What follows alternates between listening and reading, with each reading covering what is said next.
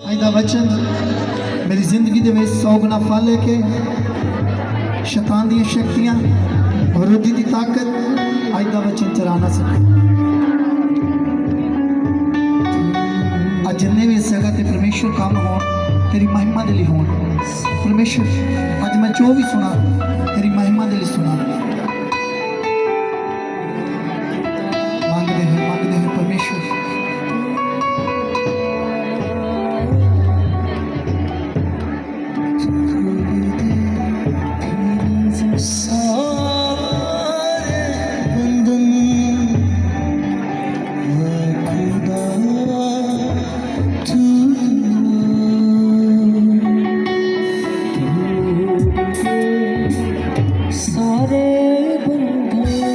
दिता जाएगा बंद मूँह के नाल नहीं जिदे मूँह बंद हो रस्ते बंद नहीं अपने मूँह खोलो उस परमेश्वर को पुकारते हुए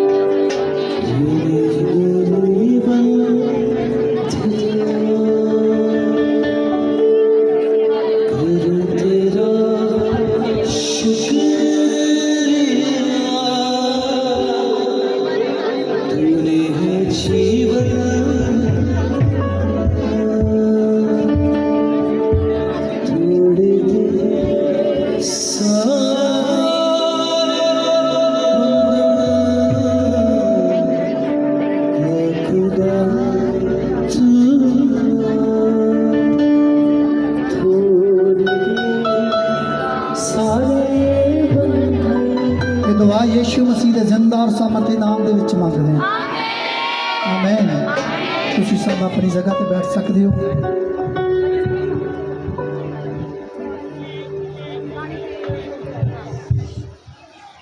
और स्वागत है परमेश्वर की पवित्र हजूरी दे विच जिथे तुहानूं जोर लाउण की जरूरत नहीं सिर्फ तो सिर्फ विश्वास करने की जरूरत है।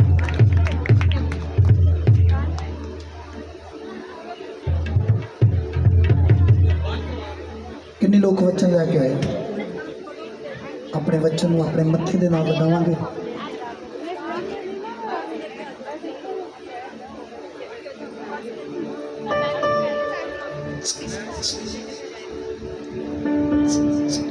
Thank you Jesus Jesus. जिन्ने भी सेवादार है थले बैठो सारे किसी की जरूरत नहीं ऐसे सेवादार नहीं चाहिए जिहड़े परमेश्वर की आत्मा को डिस्टर्ब करना।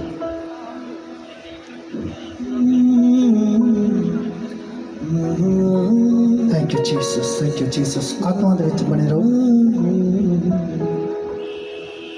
परमेश्वर का वचन खोलांगे और अपने मत्थे दे नाल लगावांगे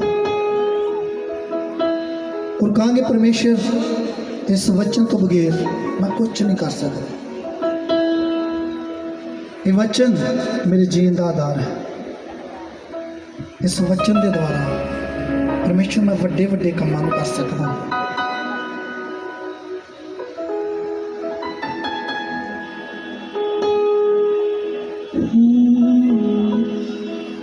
ये दुआ यीशु मसीह के जिंदा और सामर्थी नाम च मंगदा आमीन।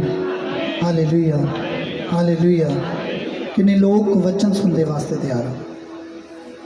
किन्ने लोग जानते कि जिहड़ा वचन है एक साड़ी रूह की खुराक जिदा तुसी खाना खाते हो सवेरे दोपहरी शामी वो फिर थोड़ा शरीर जड़ा कायम रहिंदा है। इस तरह थोड़ी रूह है जे वचन रूह की खुराक। बहुत सारे लोग वचन रूह की खुराक बोलते हैं। अज परमेश्वर का वचन एक तुहाडी रूह की खुराक आ। तुसीं उहनूं खा सकते हो तुसीं उहनूं चख सकते हो उहनूं पचा सकते हो उहदे नाल बल और शक्ति लै सकते हो। हालेलुया। किन्ने लोग सहमत हैं। बहुत लोगों को पता नहीं गा कि परमेश्वर का वचन परमेश्वर के वर्ड किद्दां रिसीव करने हैं। ਸੁਸਤੀ ਦੇ ਨਾਲ ਪਰਮੇਸ਼ਰ ਦਾ ਅਸੀਂ ਵਚਨ ਨਹੀਂ ਸੁਣ ਸਕਦੇ, ਚੁਸਤੀ ਦੇ ਨਾਲ ਪਰਮੇਸ਼ਰ ਦੇ ਕੰਮਾਂ ਨੂੰ ਕਰਨਾ ਸੀ। ਹਾਲੇਲੂਇਆ। ਸੋ ਅੱਜ ਵਚਨ ਅਸੀਂ ਪੜਾਂਗੇ ਮੱਤੀ 7 ਦੀ 7 ਕਿ ਪਰਮੇਸ਼ਰ ਅੱਜ ਤੁਹਾਨੂੰ ਕੀ ਦੱਸ ਰਿਹਾ ਹੈ, ਕਿਸ ਤਰ੍ਹਾਂ ਤੁਸੀਂ ਪਰਮੇਸ਼ਰ ਦੇ ਨਾਲ ਚੱਲਣਾ ਹੈ। ਲਿਖਿਆ, ਮੰਗੋ ਤਾਂ ਤੁਹਾਨੂੰ ਦਿੱਤਾ ਜਾਵੇਗਾ, ਢੂੰਡੋ ਤਾਂ ਤੁਹਾਨੂੰ ਲੱਭੇਗਾ, ਖਟਖਟਾਓ ਤੇ ਤੁਹਾਡੇ ਵਾਸਤੇ ਖੋਲ੍ਹਿਆ ਜਾਵੇਗਾ। ਕਿਉਂਕਿ ਹਰ ਇੱਕ ਮੰਗਣ ਵਾਲਾ ਪਾ ਲੈਂਦਾ ਹੈ। ਹਾਲੇਲੂਇਆ। ਕਿੰਨੇ ਲੋਕ ਮੰਗ ਰਹੇ ਸੀ ਵਰਸ਼ਿਪ ਦੇ ਵਿੱਚ, ਔਰ ਮੈਂ ਦੱਸਣਾ ਚਾਹੁੰਦਾ ਵਰਸ਼ਿਪ ਇੱਕ ਰੂਹ ਦੇ ਨਾਲ ਹੋਣੀ ਚਾਹੀਦੀ ਹੈ, ਰੂਹ ਦੇ ਨਾਲ, ਸੱਚਾਈ ਦੇ ਨਾਲ।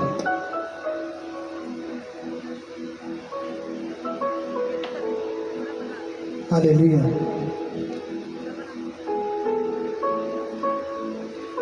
ਮੈਂ ਬਹੁਤ ਵਾਰੀ ਦੱਸਿਆ, ਜਦੋਂ ਤੁਸੀਂ ਪਰਮੇਸ਼ਰ ਨੂੰ ਪੁਕਾਰਦੇ ਹੋ, ਵਰਸ਼ਿਪ ਕਰਦੇ ਹੋ, ਤੇ ਪਰਮੇਸ਼ਰ ਦੇ ਦੂਤ ਆਉਂਦੇ ਆ, ਔਰ ਜਦੋਂ ਪਰਮੇਸ਼ਰ ਦੇ ਦੂਤ ਆਉਂਦੇ ਆ ਉਹ ਤੁਹਾਨੂੰ ਛੂਹਦੇ ਆ, ਟੱਚ ਕਰਦੇ ਆ, ਫਿਰ ਤੁਹਾਡੀਆਂ ਬਿਮਾਰੀਆਂ ਜਾਂਦੀਆਂ ਨੇ, ਫਿਰ ਤੁਹਾਡੇ ਬੰਧਨ ਖੁੱਲ੍ਹਦੇ ਆ, ਫਿਰ ਤੁਹਾਨੂੰ ਪਰਮੇਸ਼ਰ ਆਸ਼ੀਸ਼ ਦਿੰਦੇ ਆ।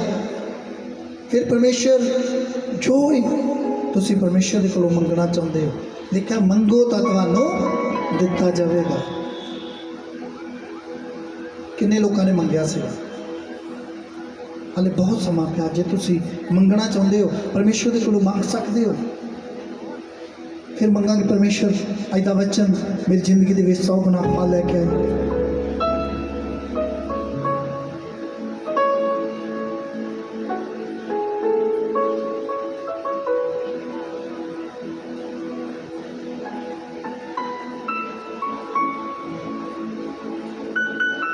ਪਰਮੇਸ਼ਰ ਅੱਜ ਦਾ ਵਚਨ ਮੇਰੀ ਜ਼ਿੰਦਗੀ ਦੇ ਵਿੱਚ 100 ਗੁਣਾ ਫਲ ਲੈ ਕੇ, ਸਭ ਜਣ ਬੋਲਾਂਗੇ ਆਮੀਨ। ਆਪ ਪੜਾਂਗੇ ਅਸੀਂ ਮੱਤੀ ਦੀ ਇੰਜੀਲ 7 ਅਧਿਆਏ ਉਹਦੀ 7 ਆਇਤ ਨੂੰ ਪੜਾਂਗੇ। ਪਰਮੇਸ਼ਰ ਦਾ ਵਚਨ ਸਾਨੂੰ ਕੀ ਦੱਸ ਰਿਹਾ ਹੈ। ਮੰਗੋ ਤਾਂ ਤੁਹਾਨੂੰ ਦਿੱਤਾ ਜਾਵੇਗਾ, ਤੁਹਾਨੂੰ ਦਿੱਤਾ ਜਾਵੇਗਾ, ਮੰਗੋ ਤਾਂ ਤੁਹਾਨੂੰ ਦਿੱਤਾ ਜਾਵੇਗਾ, ਢੂੰਡੋ ਤਾਂ ਤੁਹਾਨੂੰ ਲੱਭੇਗਾ। ਕੋਈ ਬਿਮਾਰੀ ਹੈ, ਚਲਾਉਣਾ ਨਹੀਂ ਹੁੰਦਾ, ਬੰਦ ਕਰ ਲਿਆ। ਹਾਲੇਲੂਇਆ। ਮੰਗੋ ਤਾਂ ਤੁਹਾਨੂੰ ਦਿੱਤਾ ਜਾਵੇਗਾ, ਮੰਗੋ ਤਾਂ ਤੁਹਾਨੂੰ ਦਿੱਤਾ ਜਾਵੇਗਾ, ਢੂੰਡੋ ਤਾਂ ਲੱਭੇਗਾ, ਢੂੰਡੋ ਤਾਂ ਤੁਹਾਨੂੰ ਲੱਭੇਗਾ, ਅਤੇ ਖੜਕਾਓ ਤਾਂ ਤੁਹਾਡੇ ਲਈ ਖੋਲ੍ਹਿਆ ਜਾਵੇਗਾ। ਜੇ ਤੁਸੀਂ ਖੜਕਾਓ ਤੇ ਤੁਹਾਡੇ ਵਾਸਤੇ ਖੋਲ੍ਹਿਆ ਜਾਵੇਗਾ। ਕਿਉਂਕਿ ਹਰੇਕ ਮੰਗਣ ਵਾਲਾ ਪਾ ਲੈਂਦਾ ਹੈ। ਹਾਲੇਲੂਇਆ। ਕਿਉਂਕਿ ਹਰ ਇੱਕ ਮੰਗਣ ਵਾਲਾ ਪਾ ਲੈਂਦਾ ਹੈ।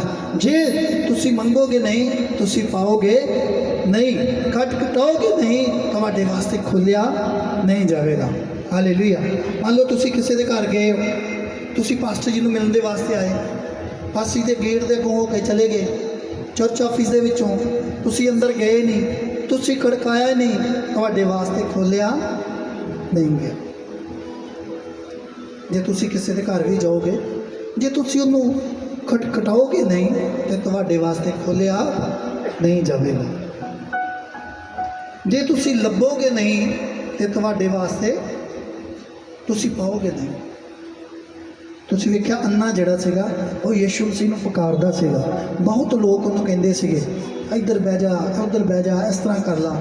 ਕਹਿੰਦਾ ਨਹੀਂ, ਦਾਊਦ ਦੇ ਪੁੱਤਰ ਮੇਰੇ ਉੱਤੇ ਦਇਆ ਕਰ। ਉਹਨੇ ਮੰਗਿਆ ਔਰ ਪਰਮੇਸ਼ਰ ਨੇ ਆਸ਼ੀਸ਼ ਦਿੱਤੀ। ਅੱਜ ਜਦ ਤੱਕ ਤੁਸੀਂ ਮੰਗਦੇ ਨਹੀਂ ਜੇ ਤੇ ਪਰਮੇਸ਼ਰ ਤੁਹਾਨੂੰ ਦੇਗਾ ਨਹੀਂ। ਮੇਰੀ ਗੱਲ ਨੂੰ ਯਾਦ ਰੱਖੋ। ਇਹ ਵਚਨ ਤੁਸੀਂ ਬਹੁਤ ਵਾਰੀ ਸੁਣਿਆ ਹੋਵੇਗਾ। ਪਰਮੇਸ਼ਰ ਦੀ ਦਾਸੀ ਨੇ ਬਹੁਤ ਵਾਰੀ ਤੁਹਾਨੂੰ ਇਹ ਵਚਨ ਦੱਸਿਆ। ਪਰ ਜੇ ਤੁਸੀਂ ਮੰਗਦੇ ਨਹੀਂ ਤੇ ਤੁਹਾਨੂੰ ਨਹੀਂ ਮਿਲੇਗਾ। ਅੱਜ ਤੋਂ ਅੱਗੇ ਮੰਗਣ ਦੀ ਜ਼ਰੂਰਤ ਹੈ ਕਿ ਪਰਮੇਸ਼ਰ ਅਸੀਂ ਤੈਨੂੰ ਪੁਕਾਰਦੇ ਹਾਂ, ਪਰਮੇਸ਼ਰ ਅਸੀਂ ਮੰਗਦੇ ਹਾਂ। ਹਾਲੇਲੂਇਆ। ਅੱਗੇ बढ़ो जरा। ਢੂੰਡੋ ਤਾਂ ਲੱਭੇਗਾ, ਹਾਂ, ਅਤੇ ਖੜਕਾਓ ਤਾਂ ਤੁਹਾਡੇ ਲਈ ਖੋਲ੍ਹਿਆ ਜਾਵੇਗਾ। ਜੇ ਤੁਸੀਂ ਖਟਕਾਓਗੇ ਤੇ ਤੁਹਾਡੇ ਵਾਸਤੇ ਖੋਲ੍ਹਿਆ ਵੀ ਜਾਵੇਗਾ।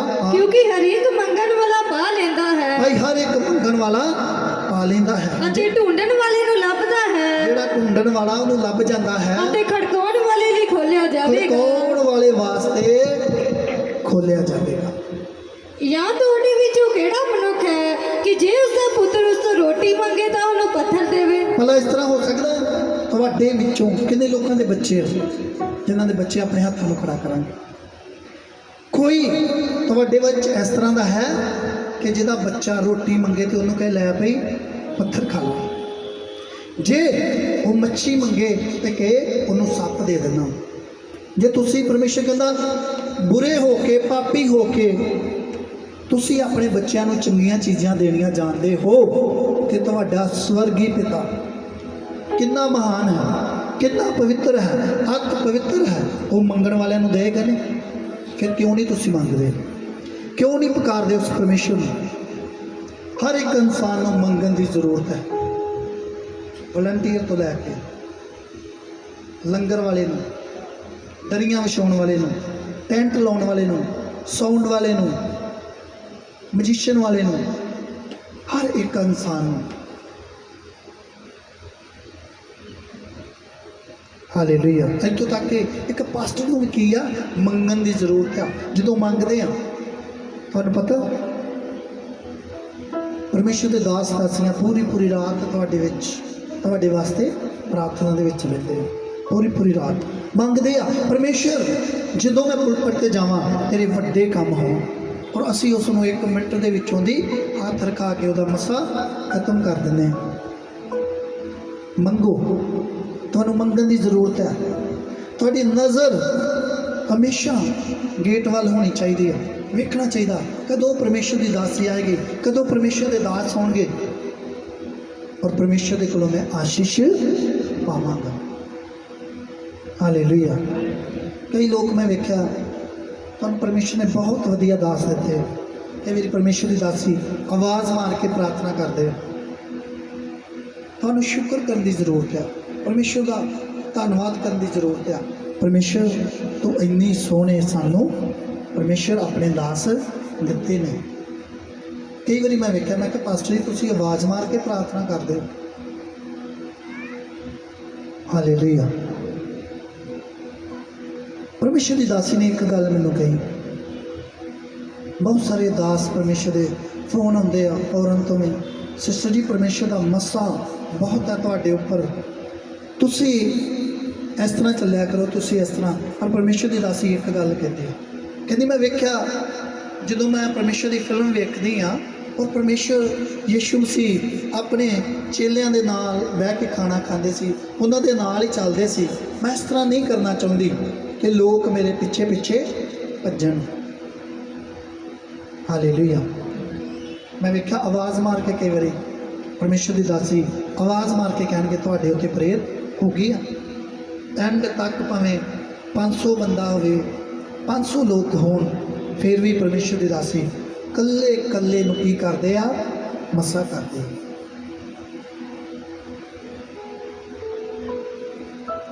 ਤੁਹਾਨੂੰ ਹਰ ਗੱਲ ਦੇ ਵਿੱਚ ਪਰਮੇਸ਼ਰ ਦੇ ਵਚਨਾਂ 'ਚ ਲਿਖਿਆ, ਸੰਤਾਂ ਦੀਆਂ ਹਰ ਇੱਕ ਲੋੜਾਂ ਜ਼ਰੂਰਤਾਂ ਦੇ ਵਿੱਚ ਸਾਂਝੀ ਬਣੋ। ਸਾਂਝੀ ਬਣਨ ਦੀ ਜ਼ਰੂਰਤ ਹੈ। ਜਦੋਂ ਅਸੀਂ ਡਾਕਟਰ ਦੇ ਕੋਲ ਜਾਂਦੇ ਹਾਂ, ਡਾਕਟਰ ਇੱਕ ਨਬਜ਼ ਫੜਨ ਦਾ 100 ਰੁਪਇਆ ਲੈ ਲੈਂਦਾ। ਜਿਹੜੇ ਚੰਗੇ ਡਾਕਟਰ ਆ, ਤੁਹਾਡੀ ਨਬਜ਼ ਚੈੱਕ ਕਰਨਗੇ। ਇੱਥੇ ਤੇ ਪਰਮੇਸ਼ਰ ਤੁਹਾਡੀਆਂ ਬਿਮਾਰੀਆਂ ਗਾਇਬ ਕਰ ਦਿੰਦਾ ਹੈ। ਤੁਹਾਨੂੰ ਜ਼ਰੂਰਤ ਆ ਅੱਜ ਪਰਮੇਸ਼ਰ ਦੇ ਭਵਨ ਦੇ ਵਾਸਤੇ ਕੰਮ ਕਰਨ ਦੀ। ਤੁਹਾਨੂੰ ਜ਼ਰੂਰਤ ਆ ਸੰਤਾਂ ਦੇ ਨਾਲ, ਮੋਢੇ ਦੇ ਨਾਲ ਮੋਢਾ ਮਿਲਾ ਕੇ ਚੱਲਣ ਦੀ। ਹਰ ਇੱਕ ਲੋੜ ਜ਼ਰੂਰਤ ਦੇ ਵਿੱਚ ਸਾਂਝੀ ਬਣ। ਪਰ ਅਸੀਂ ਕੀ ਕਰਦੇ ਹਾਂ? ਅਸੀਂ ਤਾਂ ਚਰਚ ਦੀ ਲੋੜ ਜ਼ਰੂਰਤ ਵੀ, ਉਹਦੇ ਵਿੱਚ ਵੀ ਸਾਂਝੀ ਕਈ ਲੋਕ ਨਹੀਂ ਬਣਦੇ। ਕਈ ਇਸ ਤਰ੍ਹਾਂ ਦੇ ਲੋਕ ਨੇ ਜਿਨ੍ਹਾਂ ਅੱਜ ਤੱਕ ਕੋਈ ਵੀ ਚਰਚ ਦੀ ਮਦਦ, ਸੰਤਾਂ ਦੀ ਨਹੀਂ, ਪਰਮੇਸ਼ਰ ਨੇ ਲਿਖਿਆ ਹੈ ਸੰਤਾਂ ਦੀਆਂ ਲੋੜਾਂ ਜ਼ਰੂਰਤਾਂ ਦੇ ਵਿੱਚ ਸਾਂਝੀ ਬਣੋ। ਪਰ ਮੈਂ ਚਰਚ ਦੀ ਗੱਲ ਕਰ ਰਿਹਾ। ਸੰਤਾਂ ਦੀਆਂ ਲੋੜਾਂ ਕਿਹੜੀਆਂ ਹੁੰਦੀਆਂ ਨੇ? ਸੰਤਾਂ ਦੀ ਮੰਨ ਲਓ ਜ਼ਰੂਰਤ ਹੈ, ਗੱਡੀ ਦੀ ਜ਼ਰੂਰਤ ਹੈ, ਕੱਪੜੇ ਦੀ ਜ਼ਰੂਰਤ ਹੈ, ਹੋਰ ਕੁਛ ਛੋਟੀਆਂ ਮੋਟੀਆਂ ਜ਼ਰੂਰਤਾਂ ਹੁੰਦੀਆਂ ਨੇ। ਪਰ ਚਰਚ ਦੀ ਜ਼ਰੂਰਤਾਂ ਬਹੁਤ ਵੱਡੀਆਂ ਜ਼ਰੂਰਤਾਂ ਨੇ, ਜਿਹਦੇ ਵਿੱਚ ਸਾਨੂੰ ਸਪੈਸ਼ਲ ਬੀਜ ਦੇ ਨਾਲ, ਸਪੈਸ਼ਲ ਬੀਜ ਭਵਨ ਦੇ ਵਿੱਚ ਬੀਜਣ ਦੀ ਕੀ ਆ ਜ਼ਰੂਰਤ ਹੈ, ਫਿਰ ਅਸੀਂ ਪਰਮੇਸ਼ਰ ਦੇ ਕੰਮਾਂ ਨੂੰ ਵੇਖ ਸਕਦੇ ਹਾਂ। ਤੁਸੀਂ ਪਰਮੇਸ਼ਰ ਦੇ ਕੰਮਾਂ ਨੂੰ ਰੂਹ ਦੇ ਨਾਲ, ਸੱਚਾਈ ਦੇ ਨਾਲ ਕਰੋ, ਔਰ ਦੁਨੀਆ ਦੀਆਂ ਚੀਜ਼ਾਂ ਤੁਹਾਡੇ ਪਿੱਛੇ ਪੈ ਕੇ ਆਉਣਗੀਆਂ। ਹੰਨਾ ਨੇ ਪੁਕਾਰਿਆ ਪਰਮੇਸ਼ਰ, ਉਹਨੇ ਕਿਸੇ ਵੱਲ ਨਹੀਂ ਵੇਖਿਆ ਜਾ ਕੇ। ਬਥੇਰੇ ਲੋਕਾਂ ਨੇ ਦਬਕੇ ਮਾਰੇ, ਬੜੇ ਲੋਕਾਂ ਨੇ ਉਹਨੂੰ ਕਿਹਾ ਹੋਏਗਾ, ਪਰ ਉਹਨੇ ਜਾ ਕੇ ਘੁੱਟਨੇ ਟੇਕ ਕੇ ਪਰਮੇਸ਼ਰ ਦੀ ਆਰਾਧਨਾ ਕੀਤੀ, ਸਤੁਤੀ ਕੀਤੀ, ਔਰ ਇੱਕ ਗੱਲ ਕਹੀ, ਮੰਨਤ ਮੰਨੀ, ਪਰਮੇਸ਼ਰ ਜਦੋਂ ਤੂੰ ਮੈਨੂੰ ਬੱਚਾ ਦੇਵੇਂਗਾ ਤੇਰੀ ਮਹਿਮਾ ਦੇ ਵਾਸਤੇ ਦੇ ਦਿਆਂਗਾ। ਕੀ ਪਰਮੇਸ਼ਰ ਨੇ ਦੀ ਆਵਾਜ਼ ਨਹੀਂ ਸੁਣੀ? ਕੀ ਉਹ ਮਤਲਬ ਹੀ ਸੀ ਪਰਮੇਸ਼ਰ ਦੇ ਕੋਲੋਂ ਆਸ਼ੀਸ਼ ਲੈ ਕੇ ਪਿੱਛੇ ਚਲੀ ਗਈ? ਨਹੀਂ, ਪਰਮੇਸ਼ਰ ਦੇ ਘਰ ਦੇ ਵਿੱਚ ਆਪਣੇ ਬੱਚੇ ਨੂੰ ਲੈ ਕੇ ਗਈ, ਔਰ ਹਰ ਸਾਲ ਦੇ ਸਾਲ ਉਹਨੂੰ ਕੱਪੜੇ ਲੈ ਕੇ ਦੇ ਕੇ ਆਉਂਦੀ ਸੀਗੀ। ਹਾਲੇਲੂਇਆ। ਔਰ ਅਸੀਂ ਕੀ ਕਰਦੇ ਹਾਂ? ਮੰਨ ਲਓ ਬਾਂਸ ਦੇ ਉੱਤੇ ਬਾਅਦ 'ਚ ਕਦੀ ਵੇਖਿਆ ਹੀ ਨਹੀਂ ਕਿ ਬਾਂਸ ਹੈਗੇ ਕਿ ਨਹੀਂ, ਉਹਨੂੰ ਪੇਂਟ ਕਰਨਾ। ਮੰਨ ਲਓ ਚਾਦਰਾਂ ਦੇ ਦਿੱਤੀਆਂ, ਬਾਅਦ 'ਚ ਅਸੀਂ ਪੁੱਛਿਆ ਹੀ ਨਹੀਂ, ਉਹ ਚਾਦਰਾਂ ਨੂੰ ਵਾਸ਼ ਵੀ ਕਰਨਾ ਹੈ। ਮੈਟ ਦੇ ਦਿੱਤੇ, ਕੁਛ ਵੀ ਦੇਤਾ, ਟੈਂਟ ਦੇਤਾ, ਬਾਅਦ 'ਚ ਅਸੀਂ ਪੁੱਛਿਆ ਨਹੀਂ ਟੈਂਟ ਹੈਗਾ ਚਾਹੇ ਪਾਟ ਗਿਆ ਹੈ। ਹਾਲੇਲੂਇਆ। ਮੇਰੇ ਅਜ਼ੀਜ਼ੋ, ਪਰਮੇਸ਼ਰ ਦੇ ਕੋਲੋਂ ਲੈਣ ਦੇ ਵਾਸਤੇ ਪਰਮੇਸ਼ਰ ਕਹਿੰਦਾ ਸੰਤਾਂ ਦੀਆਂ ਹਰ ਇੱਕ ਲੋੜਾਂ ਜ਼ਰੂਰਤਾਂ ਦੇ ਵਿੱਚ ਸਾਂਝੀ ਬਣੋ। ਪਰ ਮੈਂ ਸੋਚਦਾ ਤੁਸੀਂ ਚਰਚ ਦੀਆਂ ਹੀ ਲੋੜਾਂ ਜ਼ਰੂਰਤਾਂ ਦੇ ਵਿੱਚ ਸਾਂਝੀ ਬਣ ਜਾਓ ਤਾਂ ਬੜੀ ਵੱਡੀ ਗੱਲ ਹੈ, ਬਹੁਤ ਤਗੜੀ ਗੱਲ ਹੈ। ਬਹੁਤ ਸਾਰੇ ਲੋਕ ਜਿਨ੍ਹਾਂ ਦੇ ਨਾਮ ਮੇਰੇ ਕੋਲ ਲਿਖੇ ਪਏ, ਜਿਹੜੇ ਪਰਮੇਸ਼ਰ ਦੀ ਮਹਿਮਾ ਦੇ ਵਾਸਤੇ ਸਭ ਤੋਂ ਪਹਿਲਾਂ ਖੜੇ ਹੁੰਦੇ। ਇਹ ਮਾਤਾ ਜੀ ਤੁਸੀਂ ਵੇਖ ਰਹੇ ਸਵਿੰਦਰ ਕੌਰ ਮਾਤਾ ਜੀ, ਜਦੋਂ ਹੀ ਕੋਈ ਸੇਵਾ ਲੱਗੇ ਹਰ ਵਾਰੀ ਸਭ ਤੋਂ ਪਹਿਲਾਂ ਸੇਵਾ ਦਿੰਦੇ ਨੇ। ਪਰਮੇਸ਼ਰ ਦੀ ਮਹਿਮਾ ਦੇ ਵਾਸਤੇ ਤਾਲੀ ਮਾਰ ਸਕਦੇ ਹੋ। ਔਰ ਬਜ਼ੁਰਗ ਨੇ ਤੁਸੀਂ ਵੇਖ ਸਕਦੇ ਹੋ, ਹੋਰ ਵੀ ਬਹੁਤ ਸਾਰੇ ਲੋਕ ਪਰਮੇਸ਼ਰ ਦੇ ਭਵਨ ਦੇ ਵਾਸਤੇ ਖੜੇ ਹੁੰਦੇ। ਭਾਈ ਗੁਲਸ਼ਨ ਜੀ ਨਵੇਂ ਆਏ ਆ, ਨਵੇਂ ਗੱਡੀ ਜਾ ਕੇ ਵੇਖੋ ਕਿਸ ਤਰ੍ਹਾਂ ਚਮਕਦੀ ਹੈ, ਤਾਲੀ ਮਾਰ ਸਕਦੇ ਉਹਨਾਂ ਵਾਸਤੇ। ਉਹ ਦੱਸ ਰਹੇ ਮੈਨੂੰ ਕੱਲ, ਕਹਿੰਦੇ ਮੈਂ ਪੂਰਾ ਦਿਨ ਆਪਣੇ ਘਰ ਦੇ ਵਿੱਚ ਸੰਡੇ ਵਾਲੇ ਦਿਨ, ਬਹੁਤ ਵਧੀਆ ਉਹਨਾਂ ਦਾ ਕਾਰੋਬਾਰ ਆ, ਕੰਮ ਕਰਦੇ ਆ, ਦੁਕਾਨ ਆ ਉਹਨਾਂ ਦੀ, ਕਾਰਾਂ ਨੂੰ ਪੇਂਟ ਕਰਦੇ ਆ। ਪਰਮੇਸ਼ਰ ਦੀ ਮਹਿਮਾ ਦੇ ਵਾਸਤੇ ਸਾਂਝੀ ਬਣੋ, ਪਰਮੇਸ਼ਰ ਦੇ ਭਵਨ ਦੇ ਵਾਸਤੇ ਸਾਂਝੀ ਬਣੋ, ਫਿਰ ਪਰਮੇਸ਼ਰ ਤੁਹਾਨੂੰ ਆਸ਼ੀਸ਼ ਦੇਵੇ। ਹਾਲੇਲੂਇਆ। ਔਰ ਕੀ ਕਰਨ ਦੀ ਜ਼ਰੂਰਤ ਹੈ ਸਾਨੂੰ? ਪਰਮੇਸ਼ਰ ਦੇ ਕੰਮਾਂ ਨੂੰ ਕਰਨ ਦੀ ਜ਼ਰੂਰਤ ਹੈ। ਪਰਮੇਸ਼ਰ ਦੇ ਭਵਨ ਦੇ ਨਾਲ ਖੜੇ ਹੋਣ ਦੀ ਜ਼ਰੂਰਤ ਹੈ ਤੁਹਾਨੂੰ। ਜਦੋਂ ਅਸੀਂ ਪੜ੍ਹਦੇ ਹਾਂ ਮਰਕੁਸ ਦੀ ਇੰਜੀਲ 16 ਅਧਿਆਏ ਉਹਦੀ 15 ਹੈ, ਤੁਸੀਂ ਨੋਟ ਕਰ ਸਕਦੇ ਹੋ, ਘਰ ਜਾ ਕੇ ਵੀ ਤੁਸੀਂ ਪੜ੍ਹ ਸਕਦੇ ਹੋ ਕਿ ਪਰਮੇਸ਼ਰ ਤੁਹਾਨੂੰ ਕੀ ਹੁਕਮ ਦੇ ਰਿਹਾ। ਪੜ੍ਹਾਂਗੇ ਅਸੀਂ। ਪਰਮੇਸ਼ਰ ਤੁਹਾਡੇ ਨਾਲ ਬਹੁਤ ਕੁਝ ਕਰਨਾ ਚਾਹੁੰਦਾ ਹੈ। ਉਸਨੇ ਉਹਨਾਂ ਨੂੰ ਆਖਿਆ, ਹਾਂ, ਤੁਸੀਂ ਸਾਰੇ ਜਗਤ ਵਿੱਚ ਜਾ ਕੇ ਸਰਬਤ ਸ੍ਰਿਸ਼ਟ ਦੇ ਸਾਹਮਣੇ। ਪਰਮੇਸ਼ਰ ਨੇ ਉਹਨਾਂ ਨੂੰ ਕੀ ਕਿਹਾ ਆਪਣੇ ਚੇਲਿਆਂ ਨੂੰ? ਤੁਸੀਂ ਸਾਰੇ ਸੰਸਾਰ ਦੇ ਵਿੱਚ ਜਾ ਕੇ ਸਾਰੀ ਦੁਨੀਆ ਨੂੰ ਕੀ ਕਰੋ? ਪ੍ਰਚਾਰ ਕਰੋ। ਕਿੰਨੇ ਲੋਕ ਪ੍ਰਚਾਰ ਕਰਦੇ ਆ ਵੀ ਯਿਸੂ ਮਸੀਹ ਦਾ? ਤੁਹਾਡੇ ਵਿੱਚੋਂ ਸਭ ਨੂੰ ਕਰਨ ਦੀ ਜ਼ਰੂਰਤ ਹੈ।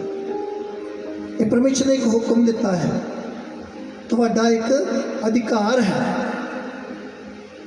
ਕਈ ਲੋਕ ਕਹਿੰਦੇ ਤੁਹਾਨੂੰ ਅਧਿਕਾਰ ਕਿਹਨੇ ਦਿੱਤਾ? ਤੁਸੀਂ ਕਹਿ ਸਕਦੇ ਹੋ ਕਿ ਸਾਨੂੰ ਪਰਮੇਸ਼ਰ ਦੀ ਬਾਣੀ ਦੱਸਦੀ ਹੈ। ਮਰਕੁਸ ਇੰਜੀਲ ਯਾਦ ਰੱਖੋ, ਮਰਕੁਸ ਇੰਜੀਲ 16 ਅਧਿਆਏ 15 ਦੇ ਵਿੱਚ ਲਿਖਿਆ, ਜੋ ਤੁਸੀਂ ਸਾਰੇ ਸੰਸਾਰ ਦੇ ਵਿੱਚ ਜਾ ਕੇ ਕੀ ਕਰੋ? ਪ੍ਰਚਾਰ ਕਰੋ। ਤੁਸੀਂ ਪ੍ਰਚਾਰ ਕਰਨਾ ਹੈ, ਦੁਨੀਆ ਨੂੰ ਬਚਾਉਣਾ ਹੈ। ਤੁਸੀਂ ਧਰਤੀ ਦੇ ਲੂਣ ਜੇ। ਔਰ ਲੂਣ ਦਾ ਕੀ ਕੰਮ ਹੁੰਦਾ ਹੈ? ਹਰ ਇੱਕ ਚੀਜ਼ ਜਿਹੜੀ ਨਾਸ਼ ਹੋ ਰਹੀ ਆ ਉਹਨੂੰ ਬਚਾਉਣਾ। ਤੁਸੀਂ ਵੇਖਿਆ ਨਾ, ਜਦੋਂ ਭੈਣਾਂ ਜਦੋਂ ਚਾਰ ਪਾਉਂਦੀਆਂ ਸਪੈਸ਼ਲ ਉਹਦੇ ਵਿੱਚ ਕੀ ਕਰਦੀਆਂ, ਲੂਣ ਪਾਉਂਦੀਆਂ ਨੇ ਤਾਂ ਕਿ ਉਹ ਖਰਾਬ ਨਾ ਹੋਵੇ। ਕਈ ਸਾਲ ਉਹ ਅਚਾਰ ਜਿਹੜਾ ਕਿਸ ਵਜ੍ਹਾ ਦੇ ਨਾਲ ਖਰਾਬ ਨਹੀਂ ਹੁੰਦਾ, ਲੂਣ ਦੀ ਵਜ੍ਹਾ ਦੇ ਨਾਲ। ਔਰ ਪਰਮੇਸ਼ਰ ਨੇ ਇੱਥੇ ਸਪੈਸ਼ਲ ਦੱਸਿਆ ਕਿ ਤੁਸੀਂ ਧਰਤੀ ਦੇ ਲੂਣ ਜੇ, ਤੁਸੀਂ ਧਰਤੀ ਦੇ ਲੂਣ ਜੇ, ਤੁਸੀਂ ਜਗਤ ਦਾ ਚਾਨਣ ਜੇ।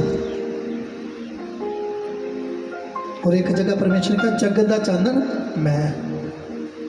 ਪੜਾਂਗੇ ਅਸੀਂ, ਸਰਵਸ਼੍ਰੇਸ਼ਟ ਦੇ ਸਾਹਮਣੇ ਖੁਸ਼ਖਬਰੀ ਦਾ ਪ੍ਰਚਾਰ ਕਰੋ। ਖੁਸ਼ਖਬਰੀ ਦਾ ਪ੍ਰਚਾਰ।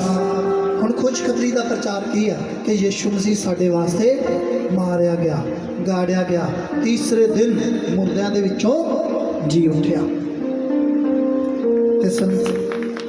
ਤੇ ਸਮਾਨ ਦੇ ਵਿੱਚ ਚਲਿਆ ਗਿਆ, ਜਿੱਥੋਂ ਫੇਰ ਇੱਕ ਦਿਨ ਆਏਗਾ ਔਰ ਤੁਹਾਡਾ ਤੇ ਮੇਰਾ ਲੇਖਾ ਕਰੇਗਾ।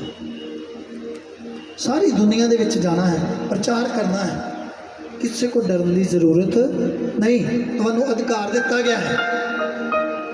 ਬਾਈਬਲ ਦੱਸਦੀ ਹੈ ਮਰਕਸ ਇੰਜੀਲ 16 ਦੇ 15 ਦੇ ਵਿੱਚ, ਆਪਣੇ ਹਿਰਦੇ ਦੇ ਵਿੱਚ, ਦਿਮਾਗ ਦੇ ਵਿੱਚ ਫੀਡ ਕਰ ਲਓ ਕਿ ਸਾਨੂੰ ਇੱਕ ਅਧਿਕਾਰ ਮਿਲਿਆ ਹੈ ਪਰਮੇਸ਼ਰ ਦੇ ਵੱਲੋਂ ਕਿ ਅਸੀਂ ਸਾਰੀ ਦੁਨੀਆ ਦੇ ਵਿੱਚ ਜਾ ਕੇ ਪ੍ਰਚਾਰ ਕਰ ਸਕਦੇ ਹਾਂ।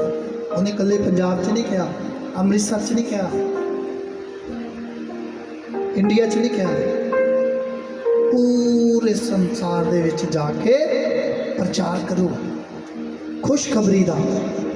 ਔਰ ਖੁਸ਼ਖਬਰੀ ਇਹ ਹੈ ਕਿ ਯਿਸੂ ਮਸੀਹ ਸਾਡੇ ਪਾਪਾਂ ਦੀ ਖਾਤਰ ਮਾਰਿਆ ਗਿਆ। ਪੜਾਂਗੇ ਅਸੀਂ, ਜਿਹੜਾ ਨੀਚਾ ਕਰੇ ਅਤੇ ਬਪਤਿਸਮਾ ਲਵੇ ਉਹ ਬਚਾਇਆ ਜਾਵੇਗਾ। ਜਿਹੜਾ, ਕਿੰਨੇ ਲੋਕ ਨੀਚਾ ਕਰਦੇ, ਜੇ ਤੁਸੀਂ ਨੀਚਾ ਕਰਦੇ ਹੋ ਤਾਂ ਤੁਸੀਂ ਬਚਾਏ ਗਏ ਹੋ।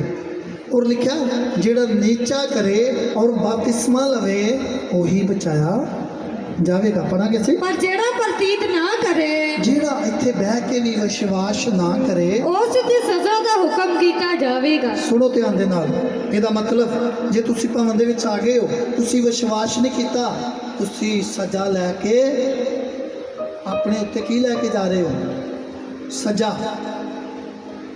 ਜਿਹੜਾ ਨਿਸ਼ਚਾ ਕਰੇ ਬਪਤਿਸਮਾ ਲੈ ਸੋਈ ਬਚਾਇਆ ਜਾਵੇਗਾ। ਅਤੇ ਨਿਹਚਾ ਕਰਨ ਵਾਲਿਆਂ ਦੇ ਨਾਲ ਨਾਲ ਇਹ ਨਿਸ਼ਾਨ ਹੋਣਗੇ। ਜਿਹੜਾ ਪ੍ਰਤੀਤ ਨਾ ਕਰੇ ਉਹਦੇ ਉੱਤੇ ਕੀ ਹੈ, ਸਜ਼ਾ ਦਾ ਹੁਕਮ।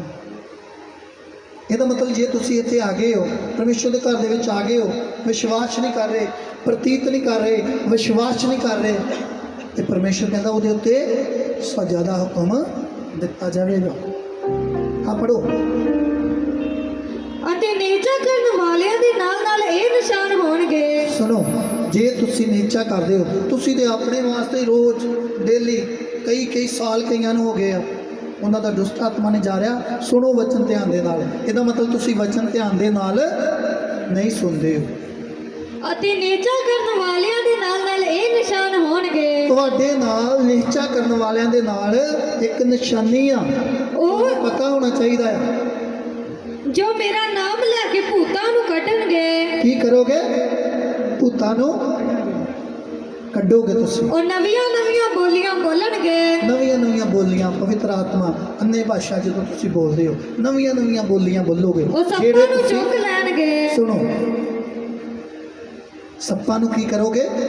ਜੇ ਤੁਸੀਂ ਸੱਪਾਂ ਨੂੰ ਵੀ ਚੁੱਕ ਲਵੋਗੇ, ਪੜੋ ਜਰਾ, ਅਤੇ ਜੇ ਕੋਈ ਜ਼ਹਿਰ ਵਾਲੀ ਵੀ ਚੀਜ਼ ਪੀ ਲੈਣ ਤਾਂ ਉਹਨਾਂ ਦਾ ਕੁਝ ਨਾ ਵਿਚਲੇਗਾ। ਸ਼ੁਰੂ ਤੋਂ ਪੜ ਦੋ, ਨਿਸ਼ਚਾ ਕਰਨਾ। ਅਤੇ ਨਿਸ਼ਚਾ ਕਰਨ ਵਾਲਿਆਂ ਦੇ ਨਾਲ ਨਾਲ ਇਹ ਨਿਸ਼ਾਨ ਹੋਣਗੇ, ਜੋ ਮੇਰਾ ਨਾਮ ਲੈ ਕੇ ਭੂਤਾਂ ਨੂੰ ਕੱਢਣਗੇ, ਔਰ ਨਵੀਆਂ ਬੋਲੀਆਂ ਬੋਲਣਗੇ, ਔਰ ਸੱਪਾਂ ਨੂੰ ਚੁੱਕ ਲੈਣਗੇ, ਅਤੇ ਜੇ ਕੋਈ ਜ਼ਹਿਰ ਵਾਲੀ ਵੀ ਚੀਜ਼ ਪੀ ਲੈਣ ਤਾਂ ਉਹਨਾਂ ਦਾ ਕੁਝ ਨਾ ਵਿਚਲੇਗਾ। ਇਹ ਛੋਟੀ ਗੱਲ ਹੈ। ਜੇ ਤੁਸੀਂ ਭੁਲੇਖੇ ਦੇ ਨਾਲ ਕਿਤੇ ਜ਼ਹਿਰ ਵਾਲੀ ਵੀ ਚੀਜ਼, ਕਹਿੰਦਾ ਸਾਧੂ ਸੁੰਦਰ ਸਿੰਘ ਹੈ ਨਾ ਜਿਹੜਾ, ਕਿੰਨੇ ਲੋਕ ਜਾਣਦੇ ਸਾਧੂ ਸੁੰਦਰ ਸਿੰਘ? ਨਹੀਂ ਜਾਣਦੇ। ਸਾਧੂ ਸੁੰਦਰ ਸਿੰਘ ਕਿੰਨੀ ਵਾਰੀ ਦੱਸਿਆ, ਇਹਦਾ ਮਤਲਬ ਤੁਸੀਂ ਵਚਨ ਸੁਣਦੇ ਨਹੀਂ। ਸਾਧੂ ਸੁੰਦਰ ਸਿੰਘ ਸੀ ਜਿਹੜਾ, ਕਿੱਦਾਂ ਬਚਿਆ ਸੀਗਾ?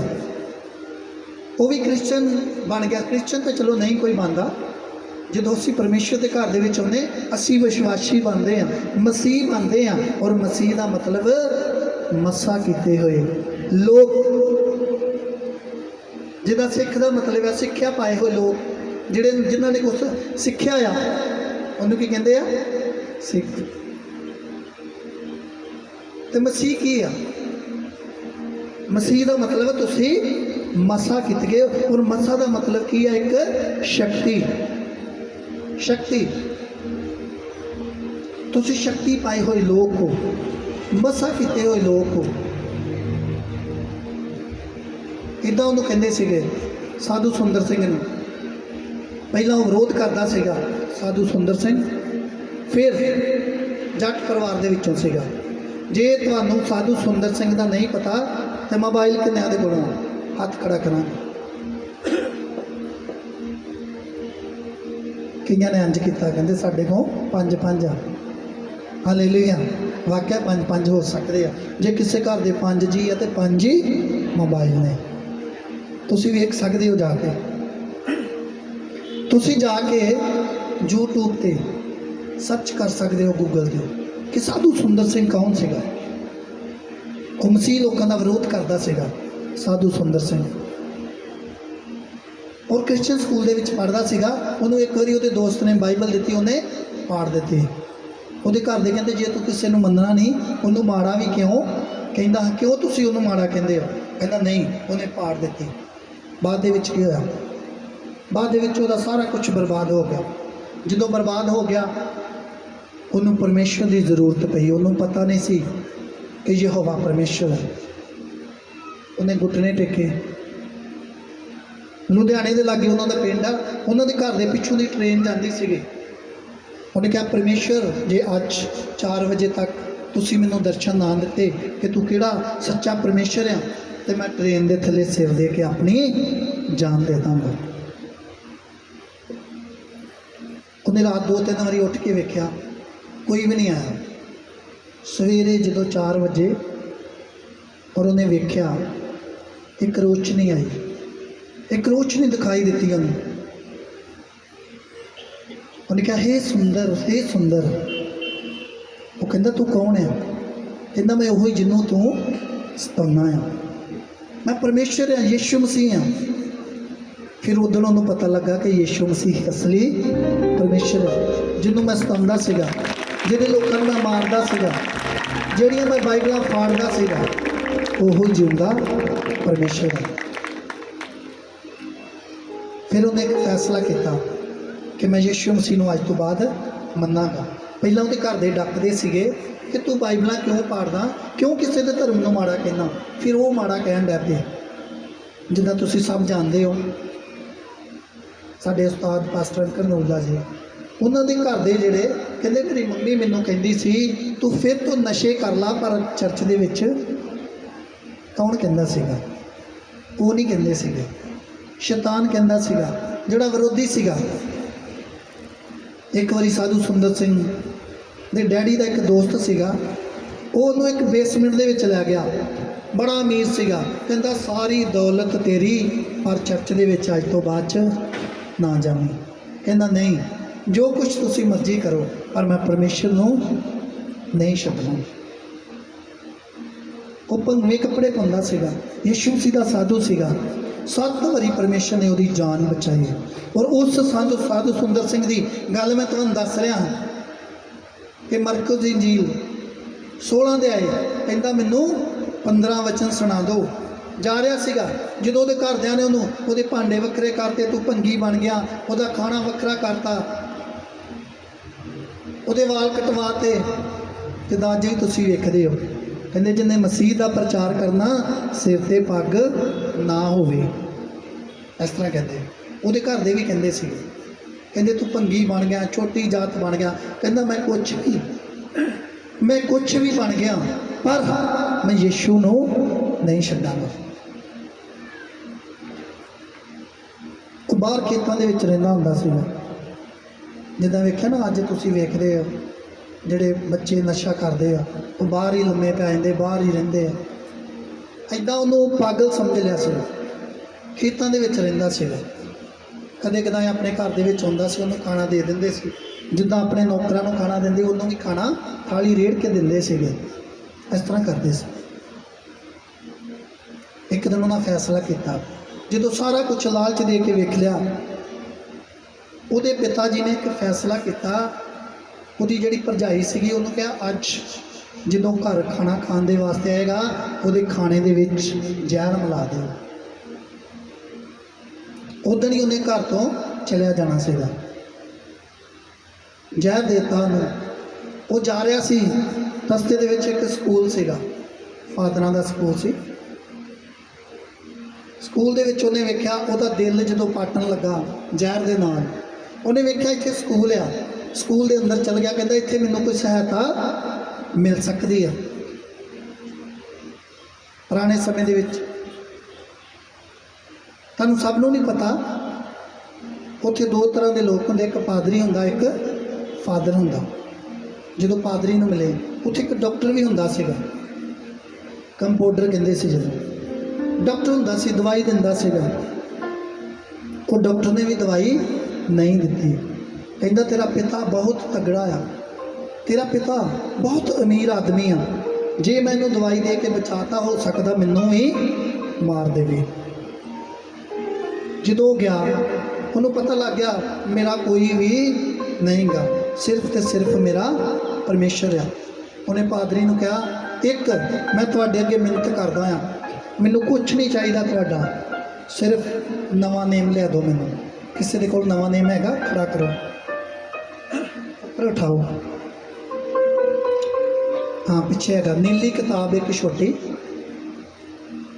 ਉਹਨੇ ਕਿਹਾ ਨਵਾਂ ਨੇਮ ਮੈਨੂੰ ਦੇ ਦਿਓ। ਉਹਨੇ ਬਾਈਬਲ ਪੜ੍ਹੀ ਸੀ, ਉਹਦੇ ਵਿੱਚ ਲਿਖਿਆ ਸੀਗਾ, ਜੇ ਪਰਮੇਸ਼ਰ ਦੇ ਲੋਕ ਕਿਸੇ ਜ਼ਹਿਰ ਵਾਲੀ ਚੀਜ਼ ਨੂੰ ਹੀ ਖਾ ਲੈਣਗੇ, ਉਹ ਵੀ ਕੁਛ ਨਹੀਂ ਵਿਗਾੜ ਸਕੇ। ਉਹਨੇ ਉਹ ਵਚਨ ਪੜ੍ਹਿਆ, ਅੱਜ ਵੀ ਕੀ ਆ, ਅਸਮਾਨ ਦੇ ਉੱਤੇ ਪਰਮੇਸ਼ਰ ਨੇ ਜਿਉਂਦਾ ਹੀ ਉਠਾ ਲਿਆ ਸੀ ਉਹਨੂੰ, ਅੱਜ ਤੱਕ ਨਹੀਂ ਪਤਾ। ਇੱਕ ਵਾਰੀ ਪ੍ਰਚਾਰ ਕਰ ਰਿਹਾ ਸੀਗਾ, ਔਰ ਉਸ ਦੇਸ਼ ਦਾ ਜਿਹੜਾ ਰਾਜਾ ਸੀਗਾ, ਉਹਨੇ ਕਿਹਾ ਤੂੰ ਇੱਥੇ ਲੋਕਾਂ ਨੂੰ ਕ੍ਰਿਸਚਨ ਬਣਾ ਦੇਗਾ। ਉਹਨੇ ਕਿਹਾ ਇਹਨੂੰ ਖੂਹ ਦੇ ਵਿੱਚ ਸੁੱਟ ਦਿਓ, ਔਰ ਇੰਨੇ ਜ਼ਬਰਦਸਤ ਤਰੀਕੇ ਦੇ ਨਾਲ ਸੁੱਟਿਆ। ਪਹਿਲਾਂ ਰਾਜੇ ਦੀ ਜਿਹੜੀ ਖੂਹ ਦੀ ਚਾਬੀ ਹੁੰਦੀ ਸੀ, ਉਹਦੇ ਕਿਸੇ ਸੈਨਾਪਤੀ ਦੇ ਕੋਲ ਹੁੰਦੀ ਸੀ। ਉਹਨੇ ਕਿਹਾ ਅੱਜ ਇਹ ਚਾਬੀ ਮੈਨੂੰ ਦੇਵੋ। ਆਪਣੇ ਲੱਕ ਦੇ ਨਾਲ ਬੰਨ੍ਹ ਕੇ ਸੁੱਤਾ ਸੀਗਾ।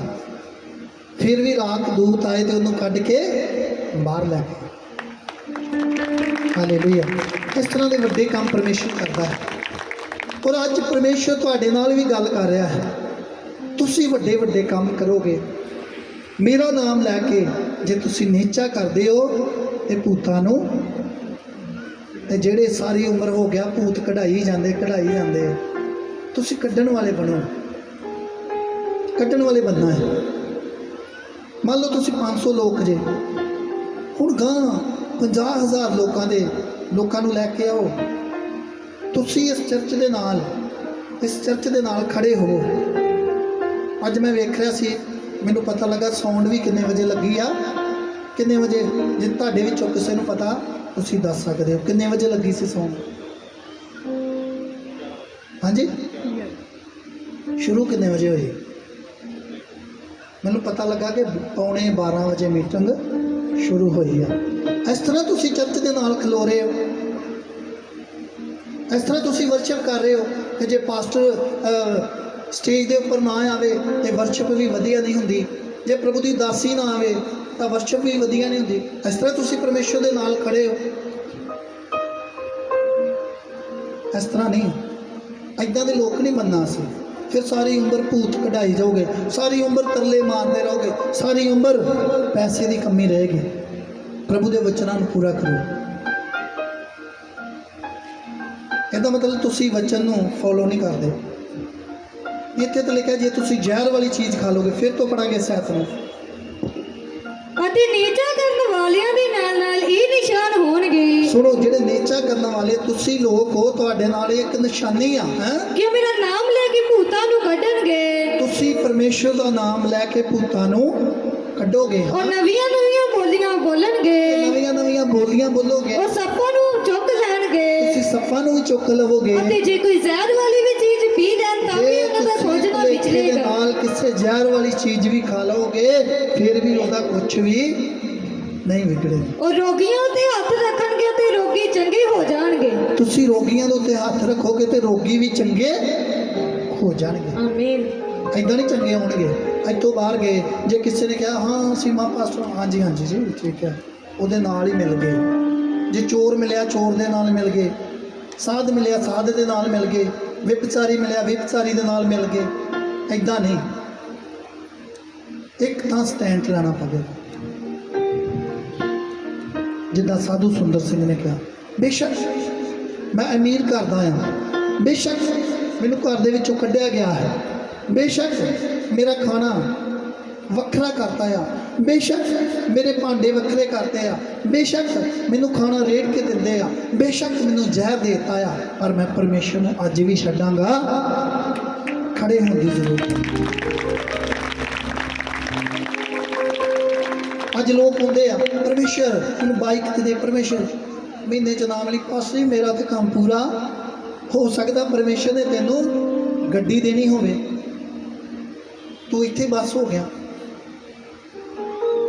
ਲਿਖਿਆ ਦੁਨੀਆ ਦੀਆਂ ਚੀਜ਼ਾਂ ਤੁਹਾਡੇ ਪਿੱਛੇ ਪੈ ਕੇ ਆਉਣਗੀਆਂ, ਔਰ ਤੁਹਾਡੇ ਘਰ ਦੇ ਵਿੱਚ ਰੱਖਣ ਵਾਸਤੇ ਵੀ ਜਗ੍ਹਾ ਨਹੀਂ ਹੋਵੇਗੀ। ਹੋਰ ਤੁਹਾਨੂੰ ਕੀ ਚਾਹੀਦਾ ਹੈ? ਕੀ ਚਾਹੁੰਦੇ ਹੋ ਪਰਮੇਸ਼ਰ ਦੇ ਕੋਲੋਂ? ਐਡੀਆਂ ਵੱਡੀਆਂ ਪਰਮੇਸ਼ਰ ਤੁਹਾਡੇ ਨਾਲ ਵਾਅਦੇ ਕਰ ਰਿਹਾ, ਇੰਨਾ ਕੁਛ ਪਰਮੇਸ਼ਰ। ਜਦੋਂ ਤੁਸੀਂ ਵੇਖਿਆ ਚੇਲੇ ਕਹਿੰਦੇ ਬੜੇ ਦਿਨਾਂ ਤੋਂ ਲੋਕ ਵਚਨ ਸੁਣ ਰਹੇ ਆ, ਪ੍ਰਭੂ ਇਹਨਾਂ ਦੇ ਖਾਣੇ ਦੇ ਵਾਸਤੇ ਕੋਈ ਇੰਤਜ਼ਾਮ ਕਰੀਏ। ਪ੍ਰਭੂ ਕਹਿੰਦਾ ਤੁਹਾਡੇ ਕੋਲ ਕੀ ਹੈ? ਉਹਨਾਂ ਕੋਲ 5 ਰੋਟੀਆਂ ਤੇ 2 ਮੱਛੀਆਂ ਸੀਗੀਆਂ। ਤੇ ਜੇ ਉਹ ਹੀ ਲੁਕਾ ਲੈਂਦੇ, ਕਹਿੰਦੇ ਨਹੀਂ ਨਹੀਂ ਇਹੋ ਹੀ ਥੋੜਾ ਥੋੜਾ ਖਾ ਲੈਂਦੇ ਆ। ਪ੍ਰਭੂ ਕਹਿੰਦਾ ਅੱਗੇ ਲੈ ਕੇ ਆਓ। ਤੁਹਾਨੂੰ ਪਤਾ ਕਿੰਨੇ ਲੋਕ ਰੱਜੇ ਸੀ? ਹਜ਼ਾਰਾਂ ਲੋਕਾਂ ਨੂੰ ਪਰਮੇਸ਼ਰ ਨੇ ਰਜਾਤਾ, ਫਿਰ ਵੀ ਵੱਧ ਗਈਆਂ। ਇਸ ਕਰਕੇ ਪਰਮੇਸ਼ਰ ਕਹਿੰਦਾ ਤੁਹਾਡੇ ਘਰ ਦੇ ਵਿੱਚ ਰੱਖਣ ਵਾਸਤੇ ਜਗ੍ਹਾ ਨਹੀਂ ਹੋਵੇਗੀ। ਔਰ ਲਿਖਿਆ ਜਿਹੜਾ ਆਪਣੀ ਜਾਨ ਨੂੰ ਬਚਾ ਕੇ ਰੱਖਦਾ ਹੈ ਉਹਨੂੰ ਗਵਾਵੇਗਾ, ਤੇ ਜਿਹੜਾ ਆਪਣੀ ਜਾਨ ਨੂੰ ਮੇਰੇ ਕਾਰਨ ਗਵਾ ਦਿੰਦਾ ਉਸ ਨੂੰ ਪਾਵੇਗਾ। ਜੇ ਸਾਧੂ ਸੁੰਦਰ ਸਿੰਘ ਵੀ ਸਾਂਭ ਕੇ ਰੱਖਦਾ, ਹੋ ਸਕਦਾ ਉਸੇ ਪੈਸੇ ਦੀ ਗੱਡੀ ਲੈਂਦਾ, ਅਗਲੇ ਦਿਨ ਹੀ ਐਕਸੀਡੈਂਟ ਹੋ ਜਾਂਦਾ ਤੇ ਇਸ ਦੁਨੀਆ ਦੇ ਵਿੱਚੋਂ ਚਲਿਆ ਜਾਂਦਾ। ਪਰ ਅੱਜ ਵੀ ਲੋਕ ਯਾਦ ਕਰਦੇ ਆ ਸਾਧੂ ਸੁੰਦਰ ਸਿੰਘ ਨੂੰ। ਉਹਨੇ ਪੁਕਾਰਿਆ ਪਰਮੇਸ਼ਰ ਨੂੰ, ਪਰਮੇਸ਼ਰ ਤੂੰ ਕੌਣ ਆ? ਕਿਹੜਾ ਤੂੰ ਸੱਚਾ ਪਰਮੇਸ਼ਰ ਆ? ਮੈਨੂੰ ਦਰਸ਼ਨ ਦੇ, ਨਹੀਂ ਤੇ ਅੱਜ ਮੈਂ ਇੱਦਾਂ ਹੀ। ਪਾਸਟਰ ਬਲਜਿੰਦਰ ਉਹਨਾਂ ਨੇ ਵੀ ਇੱਦਾਂ ਕੀਤਾ ਸੀ। ਮੈਨੂੰ ਦੱਸਿਆ ਉਹਨਾਂ ਨੇ, ਅਸੀਂ ਕਿਸੇ ਹੋਟਲ ਦੇ ਵਿੱਚ ਸੀਗੇ, ਉਹਨਾਂ ਨੇ ਦੱਸਿਆ ਮੈਂ ਮੋਮਬੱਤੀ ਬਾਲ ਲਈ ਸੀਗੀ।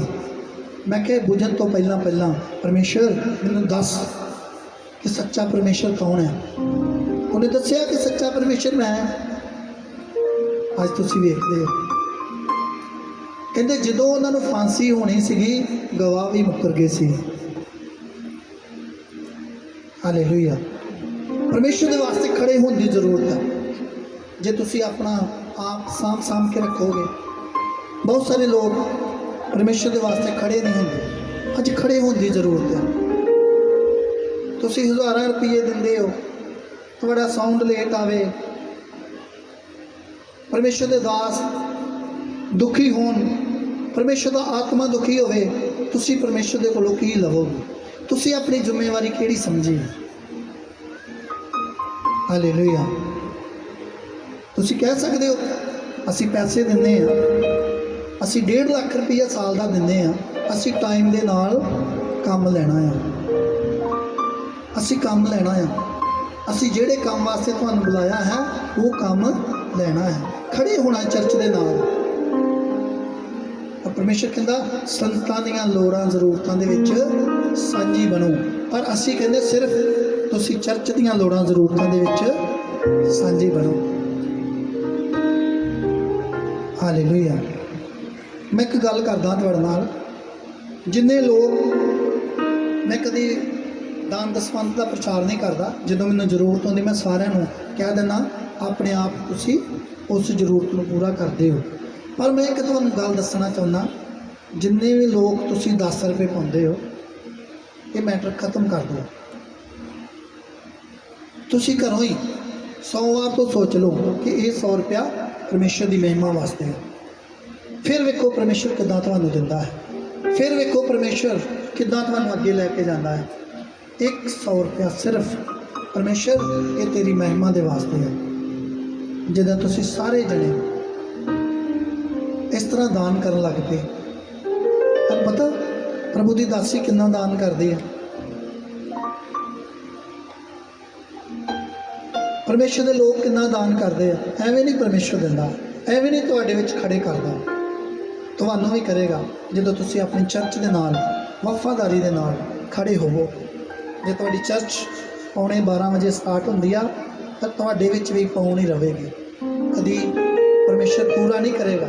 जे असी परमेश्वर के कामां नूं, जे तुसीं टाइम बचाउंदे हो, अपने आप को बचाउंदे हो, सिर्फ परमेश्वर ने एक दिन तुहाडे कोल मंगिया है 6 दिन काम करो, 7वें दिन परमेश्वर दी।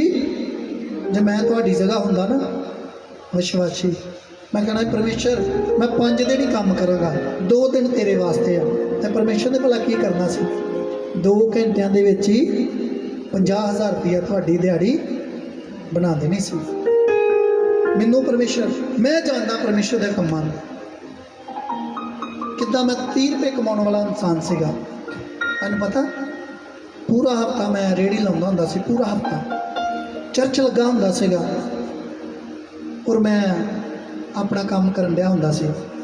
और पता लगा 3-4 दिन दे विच मैनूं 30 रुपए बचे हैं। जदों मैं वचनां नूं सुनिया, मैं वेख्या ये परमेश्वर सारा कुछ तेरी महिमा दे वास्ते है।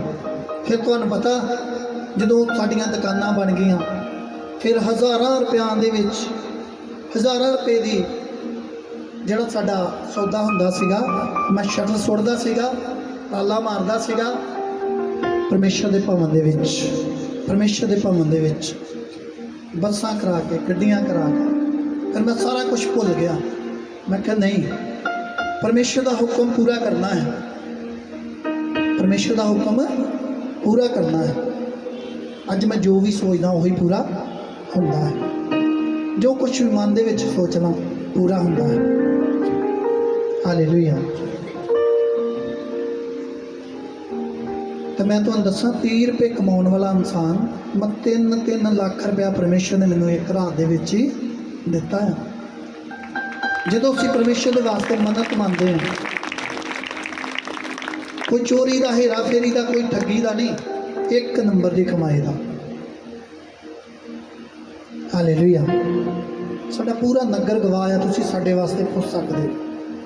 15-15 साल असीं लोकां दीआं दुकानां दे विच रहे हैं, 15-15 साल रात नूं क्या दिने खाली, 15-15 साल रेंट के मकान दे विच, राती क्या सवेरे खाली।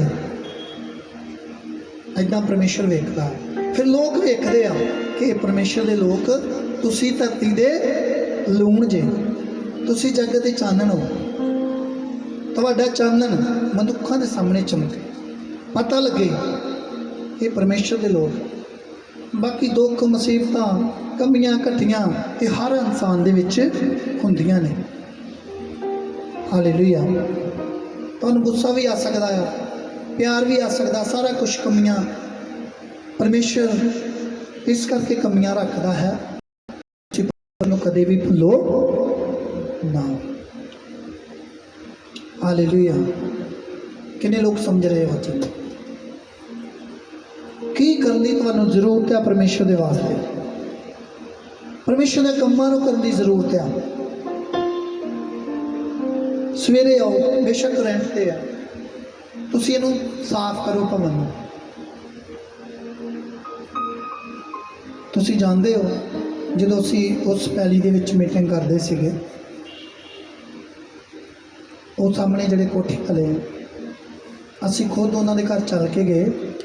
असीं क्या 3रा साल लग गया आ, असीं तुहानूं पैसे देना चाहुंदे हैं, असीं तुहानूं पैसे देना चाहुंदे हैं।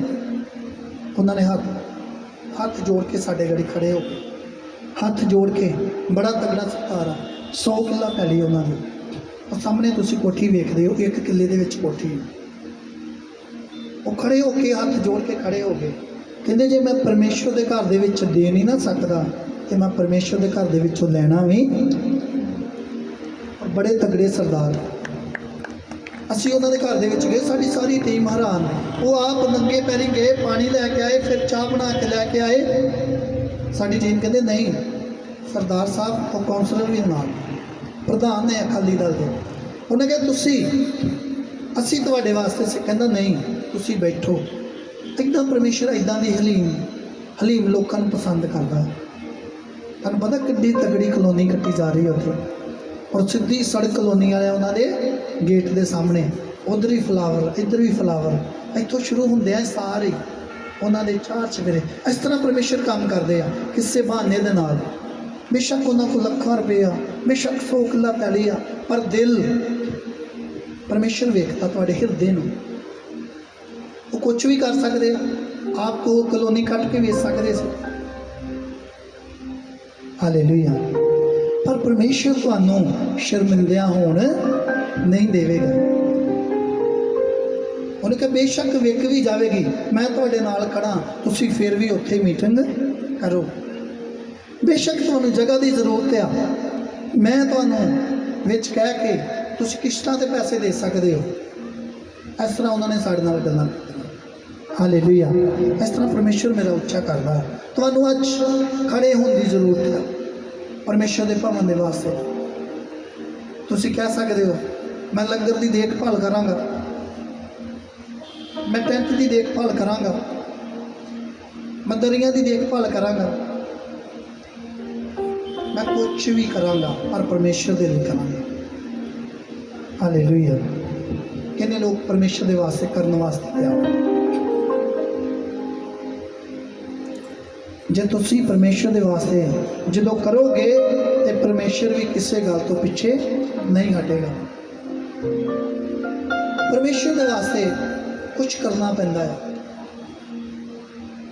ਪਰਮੇਸ਼ਰ ਦੇ ਵਾਸਤੇ ਤੁਹਾਨੂੰ ਪਤਾ ਅੱਜ ਜਿਹੜੀ ਦਾਸੀ ਤੁਹਾਡੇ ਸਾਹਮਣੇ ਖੜੀ ਹੁੰਦੀ ਹੈ, ਤੁਸੀਂ ਵੇਖਣ ਵਾਸਤੇ ਤਰਸਦੇ ਹੋ, ਮਿਲਣ ਵਾਸਤੇ ਤਰਸਦੇ ਹੋ। ਤੁਹਾਨੂੰ ਪਤਾ ਉਹਨਾਂ ਦੀ ਕਿੱਦਾਂ ਸ਼ੁਰੂਆਤ ਹੋਈ ਹੈ। ਜਦੋਂ ਚਰਚਾਂ ਦੇ ਵਿੱਚ ਜਾਂਦੇ ਸੀ, ਅਸੀਂ ਰੇੜੀਆਂ ਦੇ ਵਿੱਚ ਬਾਹ ਕੇ ਸੰਗਤ ਲੈ ਜਾਂਦੇ ਸੀ। ਪ੍ਰਭੂ ਸਾਡੇ ਕੋਲ ਕੁਛ ਨਹੀਂ, ਸਾਡੇ ਕੋਲ ਰੇੜੀ ਆ। ਪਹਿਲਾਂ ਰੇੜੀ ਵੀ ਨਹੀਂ ਸੀ, ਪਹਿਲਾਂ ਸਾਈਕਲ ਵੀ ਨਹੀਂ ਸੀ। ਮੇਰਾ ਇੱਕ ਦੋਸਤ ਆ ਵੈਟਰਨਰੀ ਹਸਪੀਟਲ 'ਚ ਨੌਕਰੀ ਕਰਦਾ, ਉਹਨੇ ਮੈਨੂੰ ਸਾਈਕਲ ਦਿੱਤਾ ਸੀਗਾ। ਮੈਨੂੰ ਯਾਦ ਆ ਜਦੋਂ ਅਸੀਂ ਦੂਸਰੇ ਸੱਜੇ ਖੱਬੇ ਪਾਸੇ ਉਹਨਾਂ ਦੇ ਨਾਲ ਮੈਂ ਇੱਧਰ ਵੀ ਚੱਲ ਗਿਆ, ਇੱਧਰ ਵੀ ਚੱਲ ਗਿਆ। 3 ਦਿਨ ਬਾਅਦ 'ਚ ਆਉਣਾ, ਫਿਰ ਪੈਰ ਵੀ ਜ਼ਮੀਨ 'ਤੇ ਨਹੀਂ ਲੱਗਦਾ ਸੀਗਾ। ਇੱਦਾਂ ਜਦੋਂ ਅਸੀਂ ਕਰਦੇ ਸੀ ਕੁਛ ਨਹੀਂ ਸੀ। ਜਦੋਂ ਪਰਮੇਸ਼ਰ ਦੀ ਆਵਾਜ਼ ਨੂੰ ਪਹਿਚਾਨਿਆ, ਜਦੋਂ ਵਚਨ ਸੁਣਿਆ, ਪਰਮੇਸ਼ਰ ਕਹਿੰਦਾ ਕੰਨ ਲਾ ਕੇ ਮਨ ਲਾ ਕੇ ਪਰਮੇਸ਼ਰ ਦੀ ਆਵਾਜ਼ ਨੂੰ ਸੁਣੋਗੇ ਤਾਂ ਦੀਆਂ ਸਾਰੀਆਂ ਕੌਮਾਂ ਉੱਤੇ ਉੱਚਾ ਕਰਾਂਗਾ। ਬੇਸ਼ੱਕ ਇਸ ਸੰਸਾਰ ਦੇ ਵਿੱਚ ਬਹੁਤ ਸਾਰੀਆਂ ਕੌਮਾਂ ਨੇ, ਪਰ ਪਰਮੇਸ਼ਰ ਦਾ ਇੱਕ ਵਾਅਦਾ ਹੈ,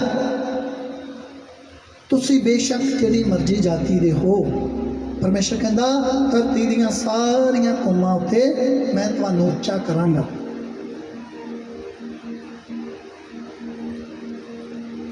ਹਾਲੇਲੂਇਆ। ਤੁਹਾਨੂੰ ਪਤਾ ਜਦੋਂ ਸਾਡੇ ਕੋਲ ਕੁਝ ਵੀ ਨਹੀਂ ਹੁੰਦਾ ਸੀਗਾ, ਅਸੀਂ 70 ਰੁਪਏ ਦੀ ਇੱਕ ਸ਼ਾਲ ਆਉਂਦੀ ਸੀਗੀ, ਬੱਚਿਆਂ ਨੂੰ ਕੁਝ ਵੀ ਵੰਡ ਦਿੰਦੇ ਸੀ। ਕ੍ਰਿਸਮਸ ਜਦੋਂ ਹੁੰਦਾ ਸੀਗਾ, ਚਾਦਰਾਂ ਵੰਡ ਦੇਣੀਆਂ, ਛਾਲਾਂ ਵੰਡ ਦੇਣੀਆਂ। ਉਦੋਂ ਦੀ ਗੱਲ ਆ ਜਦੋਂ ਅਸੀਂ 30-40 ਰੁਪਏ 70 ਰੁਪਏ ਕਮਾਉਣ ਵਾਲੇ ਸੀ। ਪ੍ਰਭੂ ਵੇਖਦਾ ਆ ਅੱਜ ਤੁਹਾਨੂੰ ਵੀ ਖੜੇ ਹੋਣ ਦੀ ਕੀ ਆ ਜ਼ਰੂਰਤ ਆ। ਜਦੋਂ ਮੈਂ ਆਪਣੀ ਚਰਚ ਦੇ ਵਿੱਚ ਜਾਂਦਾ ਸੀਗਾ, 24 ਤਰੀਕ ਵਾਲੇ ਦਿਨ ਲੋਕ ਪੈਂਟ ਕੋਟ ਪਾ ਕੇ ਆਉਂਦੇ ਹੁੰਦੇ ਸੀਗੇ, ਔਰ ਮੈਂ ਮਨਾਸਾ ਬੰਨ੍ਹ ਕੇ ਕਲੀ ਕਰ ਰਿਹਾ ਹੁੰਦਾ ਸੀਗਾ। ਪਾਸੇ ਕਹਿੰਦੇ ਜਾਓ ਵਿਕਰਮ ਜੀ ਤੁਸੀਂ ਵੀ ਕੀ ਕਰੋ, ਘਰ ਜਾਓ ਤਿਆਰ ਹੋ ਕੇ। ਮੈਂ ਕਿਹਾ ਨਹੀਂ, ਹਾਲੇ ਮੇਰੀ ਤਸੱਲੀ ਨਹੀਂ ਹੋਈ, ਮੈਂ ਕੁਝ ਵਧੀਆ ਕਰਨਾ ਚਾਹੁੰਦਾ ਪਰਮੇਸ਼ਰ ਦੇ ਘਰ ਦੇ ਵਿੱਚ।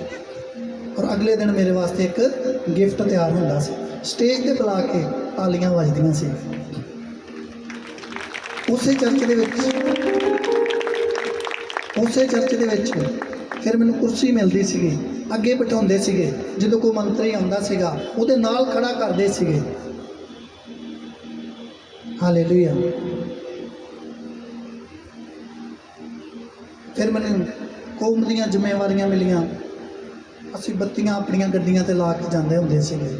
ਪਰਮੇਸ਼ਰ ਉੱਚਾ ਕਰਦਾ ਹੈ। ਫਿਰ ਮੈਨੂੰ ਇੱਕ ਦਿਨ ਪਤਾ ਲੱਗਾ ਨਹੀਂ, ਸਾਡਾ ਕਾਨੂੰਨ ਇਸ ਗੱਲ ਨੂੰ ਨਹੀਂ ਮੰਨਦਾ। ਫਿਰ ਪਾਸਟਰ ਜੀ ਨੇ ਇੱਕ ਗੱਲ ਕੀਤੀ ਮੈਨੂੰ, ਕਹਿੰਦੇ ਪਾਸਟਰ ਜੀ ਇਹ ਕੰਮ ਕਿਹਦਾ ਆ? ਜਿਹੜਾ ਹੇਰਾ ਫੇਰੀ ਕਰਨ ਵਾਲੇ ਲੋਕ ਜਿਨ੍ਹਾਂ ਨੇ ਕਮਾਈ ਕਰਨੀ ਆ, ਤੁਸੀਂ ਇਸ ਕੰਮ ਨੂੰ ਕੀ ਕਰੋ? ਛੱਡ ਦਿਓ। ਜਿਹੜੇ ਤੁਸੀਂ ਕੰਮ ਵਾਸਤੇ ਚੁਣੇਗੇ ਜੇ ਉਹੋ ਹੀ ਪਰਮੇਸ਼ਰ ਦਾ ਕੰਮ ਕਰੋ। ਪਰ ਮੈਂ ਤੁਹਾਨੂੰ ਦੱਸ ਰਿਹਾ ਸੀਗਾ ਪਰਮੇਸ਼ਰ ਦੀ ਦਾਸੀ ਵੱਲੋਂ ਰੇਹੜੀ 'ਚ ਬਹਿ ਕੇ ਅਸੀਂ ਲੋਕਾਂ ਨੂੰ ਨਾਲ ਬਿਠਾ ਕੇ ਅਸੀਂ ਲੈ ਕੇ ਜਾਂਦੇ ਸੀ ਚਰਚ ਦੇ ਵਿੱਚ। ਫਿਰ ਪਰਮੇਸ਼ਰ ਨੇ ਸਾਨੂੰ ਆਟੋ ਦਿੱਤਾ, ਆਟੋ ਵੀ ਪਰਮੇਸ਼ਰ ਦੀ ਮਹਿਮਾ ਦੇ ਵਾਸਤੇ। ਫਿਰ ਸੈਂਟਰੋ ਗੱਡੀ ਦਿੱਤੀ, ਉਹ ਵੀ ਪਰਮੇਸ਼ਰ ਦੀ ਮਹਿਮਾ ਵਾਸਤੇ। ਦੂਜੀ ਗੱਡੀ, ਤੀਜੀ ਗੱਡੀ, ਚੌਥੀ ਗੱਡੀ, ਪੰਜਵੀਂ ਗੱਡੀ, ਛੇਵੀਂ ਗੱਡੀ, ਸਾਰਾ ਹੀ ਕੁਝ ਪਰਮੇਸ਼ਰ ਦੀ ਮਹਿਮਾ ਦੇ ਵਾਸਤੇ। ਪ੍ਰਭੂ ਦੀ ਦਾਸੀ ਕੋ ਘਰ ਨਹੀਂ ਸੀ। ਪ੍ਰਭੂ ਦੀ ਦਾਸੀ ਕਹਿੰਦੀ ਪਰਮੇਸ਼ਰ ਜਦੋਂ ਤੂੰ ਮੈਨੂੰ ਘਰ ਦੇਵੇਂਗਾ ਇੱਕ ਕਮਰਾ ਤੇਰੇ ਵਾਸਤੇ। ਫਿਰ ਮੈਂ ਪ੍ਰੋਪਰਟੀ ਡੀਲ ਦਾ ਕੰਮ ਕਰਦਾ ਸੀ। ਮੈਂ ਕਿਹਾ ਮੇਰੀ ਰਾਸ ਆ ਪਾਸਟਰ ਜੀ, ਮੈਨੂੰ ਮਕਾਨ ਵੇਚ ਕੇ ਤੁਹਾਨੂੰ ਥੋੜ੍ਹਾ ਬਣਾ ਦੇਣਾ, ਮੈਨੂੰ ਹੋਰ ਕਰ ਲੈ ਦਿਓ। ਕਹਿੰਦੇ ਨਹੀਂ, ਇਸ ਮਕਾਨ ਵੱਲ ਵੇਖਣਾ ਵੀ। ਪਰ ਜਦੋਂ ਪਰਮੇਸ਼ਰ ਦੀ ਵਾਰੀ ਆਈ, ਹੁਣ ਕਹਿੰਦੇ ਬੇਸ਼ੱਕ ਵੇਚ ਦਿਓ, ਪਰਮੇਸ਼ਰ ਦਾ ਘਰ ਬਣਨਾ ਚਾਹੀਦਾ। ਬੇਸ਼ੱਕ ਘਰ ਜਾਵੇ, ਬੇਸ਼ੱਕ ਜੋ ਮਰਜ਼ੀ ਹੋਵੇ, ਪਰ ਪਰਮੇਸ਼ਰ ਦਾ ਘਰ ਬਣਨਾ ਚਾਹੀਦਾ। ਪਰ ਪਰਮੇਸ਼ਰ ਵੀ ਐਸਾ ਵੈਸਾ ਪਰਮੇਸ਼ਰ ਨਹੀਂ ਕਿ ਤੁਹਾਡਾ ਘਰ ਵਿਕਣ ਦੇਵੇਗਾ। ਹਾਲੇਲੂਇਆ। ਕਿਉਂਕਿ ਸਾਰਾ ਕੁਝ ਕਿਹਦਾ ਆ? ਪਰਮੇਸ਼ਰ ਦਾ ਹੈ। ਸਾਰਾ ਕੁਝ ਪਰਮੇਸ਼ਰ ਦਾ ਹੈ। ਸਾਰੀ ਧਰਤੀ ਪਰਮੇਸ਼ਰ ਦੀ ਹੈ। ਉਹ ਤੁਹਾਡਾ ਕੁਝ ਵੀ ਵਿਕਣ ਨਹੀਂ ਦੇਗਾ। ਤੁਹਾਨੂੰ ਖੜੇ ਹੋਣ ਦੀ ਜ਼ਰੂਰਤ ਹੈ। ਮੈਨੂੰ ਬੜਾ ਚਾਅ ਹੁੰਦਾ ਸੀਗਾ। ਮੈਂ ਕਿਹਾ ਪਰਮੇਸ਼ਰ ਇਸ ਇਲਾਕੇ ਦੇ ਵਿੱਚ ਕੋਈ ਵੱਡੀ ਮੀਟਿੰਗ ਨਹੀਂ ਕਰਾਉਂਦਾ ਸੀ। ਮੇਰੇ ਕੋਲ ਪੈਸੇ ਨਹੀਂ ਸੀਗੇ। ਮੈਂ ਕਿਹਾ ਪਰਮੇਸ਼ਰ ਮੈਂ ਵੱਡੀ ਮੀਟਿੰਗ ਕਰਾਉਣੀ ਚਾਹੁੰਦਾ।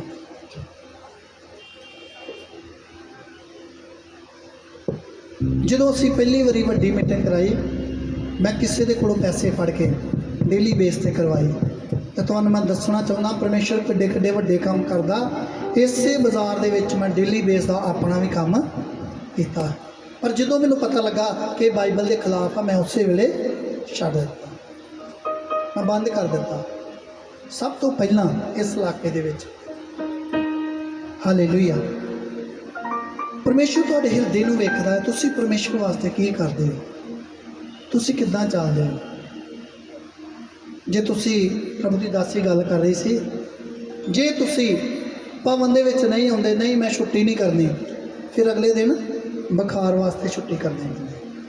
ਅਗਲੇ ਦਿਨ ਨਾਲ ਹੀ ਫੋਨ ਆ ਜਾਂਦਾ, ਪਾਸਟਰ ਜੀ ਅੱਜ ਬੁਖਾਰ ਚੜਿਆ, ਡਾਕਟਰ ਨੇ ਕਿਹਾ ਰੈਸਟ ਕਰੋ। ਤੇ ਯਿਸੂ ਨੇ ਤਾਂ ਪਹਿਲਾਂ ਕਿਹਾ 6 ਦਿਨ ਕੰਮ ਕਰੋ, ਉਹਨੇ 7ਵੇਂ ਦਿਨ ਵੀ ਕਰ ਲਿਆ।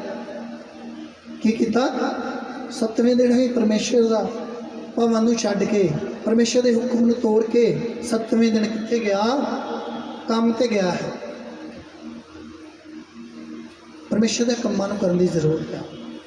ਅੱਜ ਜੇ ਪਰਮੇਸ਼ਰ ਨੇ ਤੁਹਾਨੂੰ 5 ਸੀਟਰ ਗੱਡੀ ਦਿੱਤੀ ਆ, 5 ਸੀਟਰ ਲੈ ਕੇ ਆਓ। ਜੇ ਆਟੋ ਦਿੱਤਾ ਆ, ਆਟੋ ਲੈ ਕੇ ਆਓ। ਜੇ ਬਾਈਕ ਦਿੱਤੀ ਆ, ਬਾਈਕ ਤੇ ਲੋਕਾਂ ਨੂੰ ਲੈ ਕੇ ਆਓ। ਹਾਲੇਲੂਇਆ। ਜੇ ਤੁਹਾਡੇ ਕੋਲ 2 ਨੇ, ਇੱਕ ਦੂਸਰੇ ਨੂੰ ਦੇ ਦਿਓ, ਮੇਰੇ ਨਾਲ ਕਿੱਥੇ ਚੱਲ? ਭਵਨ ਦੇ ਵਿੱਚ ਚੱਲ। ਕਿਸੇ ਚੀਜ਼ ਦੀ ਪਰਵਾਹ ਨਾ ਕਰਦੇ ਹੋ। ਜਿੰਨਾ ਹੀ ਬਚਾਓਗੇ ਓਨਾ ਹੀ ਉਹਨੂੰ ਗਵਾਓਗੇ। ਪਰਮੇਸ਼ਰ ਦਾ ਵਚਨ ਦੱਸਦਾ ਹੈ ਜੇ ਪਰਮੇਸ਼ਰ ਦੇ ਵਾਸਤੇ ਗਵਾਓਗੇ ਤੇ ਉਹਨੂੰ ਪਾਓਗੇ। ਪਰਮੇਸ਼ਰ ਵੀ ਆਪਣੀ ਜਾਨ ਨੂੰ ਬਚਾ ਸਕਦਾ ਸੀ। ਹਾਏ ਪਰਮੇਸ਼ਰ ਐਡੇ ਐਡੇ ਵੱਡੇ ਕਿੱਲ ਮੈਂ ਕਿੱਦਾਂ ਠੁਕਵਾ ਸਕਦਾ?